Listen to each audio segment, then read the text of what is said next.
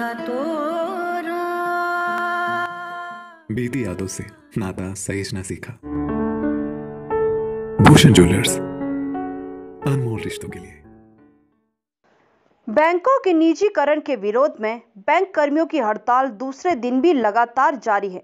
जिला मुख्यालय नाहन में आज विभिन्न बैंकों के कर्मचारियों ने संयुक्त रूप से नारेबाजी कर अपना रोष प्रकट किया। मीडिया से बात करते हुए all India bank officers federation के वरिष्ठ उपाध्यक्ष आर.के. वर्मा ने बताया कि बैंकों के निजीकरण का देश भर में बैंक के कर्मचारियों द्वारा विरोध किया जा रहा है, क्योंकि बैंकों का निजीकरण बैंक कर्मियों के हित में नहीं है।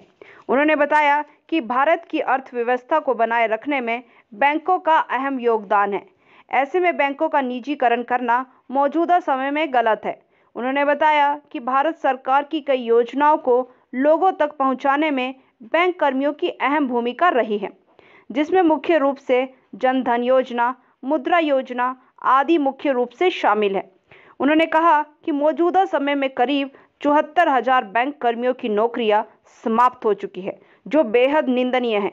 उन्होंने बताया कि यदि सरकार ने मांग जल्द पूरी नहीं की तो उन्हें मजबूरन अनिश्चितकालीन हड़ताल पर जाना पड़ेगा। हाँ, आज पूरे भारतवर्ष में 10 लाख से ज़्यादा बैंकों के कर्मचारी हड़ताल पे हैं। आप सब लोगों को मालूम है कि आज की तारीख में जो हमारा सबसे बड़ा मुद्दा है वो ये है कि जो पार्लियामेंट के बीच में एक जो प्राइवेटाइजेशन का बिल लाया जा रहा है, हम सारे के सारे पब्लिक सेक्टर के बैंक जो हैं उसका पुरजोर विरोध कर रहे हैं। हमारे यूएफबीयू की कॉल के ऊपर 16 और 17 दिसंबर का हमने अपना स्ट्राइक का कॉल दिया था, और इस स्ट्राइक में हमारा मेन मुद्दा है कि बैंकों का जो निजीकरण है इसको बंद करना है, बिकॉज ये पब्लिक सेक्टर के बैंक ही हैं जिसने भारतवर्ष की अर्थव्यवस्था को आज के स्टेज में पहुंचाया है।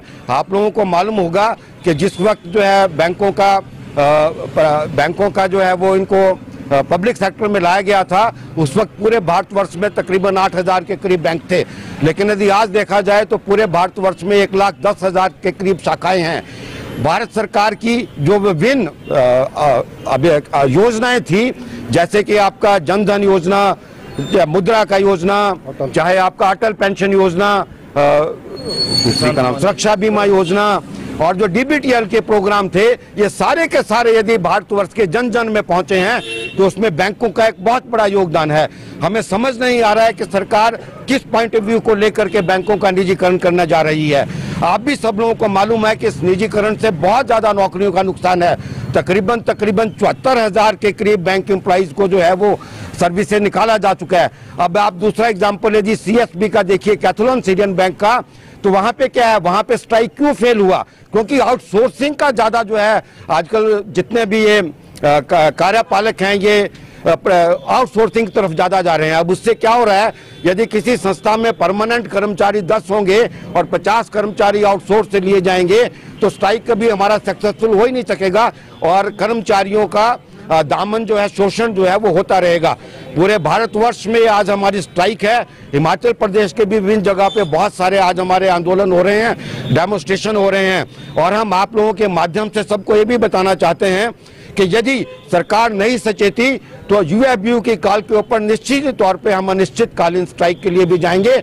लेकिन देश का जो हमारा जो एक पब्लिक सेक्टर का स्वरूप है, इसको बचाने के लिए हम पुरजोर प्रयत्न करेंगे।